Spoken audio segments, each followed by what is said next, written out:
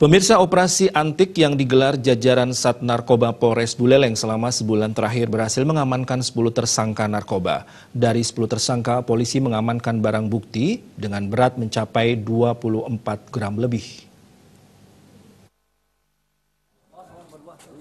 Dari ke-10 tersangka yang diamankan, 7 tersangka sebagai pengguna dan 3 tersangka sebagai pengedar. Hampir semua yang diamankan merupakan jaringan wilayah kota Singaraja. Mereka ditangkap di beberapa wilayah berkat informasi dari warga. Kapolres Buleleng AKBP Imade Sinar Subawa menegaskan tidak akan ada toleransi terhadap pelaku penyalahgunaan narkoba.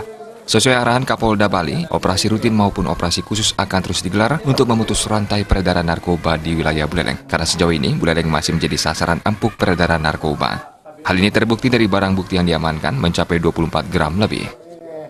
22 Januari sampai dengan 6 Februari 2020. Nah, dari hasil pengungkapan selama operasi antik kita bisa mengungkap 5 LP.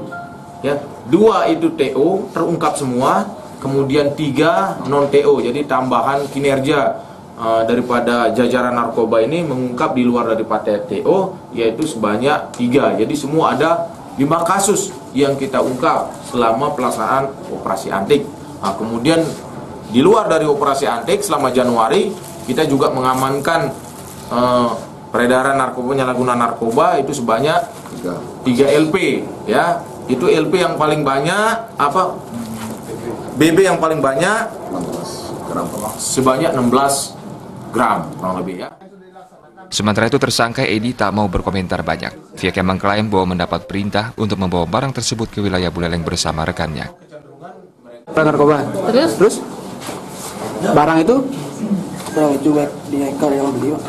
Oh, ngambil di mana, Min? Di Denpasar. Di Denpasar. Kenal dengan orang itu? Iya, dengan Ma'ruf sih. Berarti yang pakai sendiri tadi nih? Iya, Pak. Pakai sendiri. Ke-10 tersangka dijerat dengan pasal 112 ayat 1 Undang-Undang RI nomor 35 tahun 2009 tentang narkotika dengan ancaman hukuman paling lama 12 tahun penjara. Komang Yuda, Bali TV.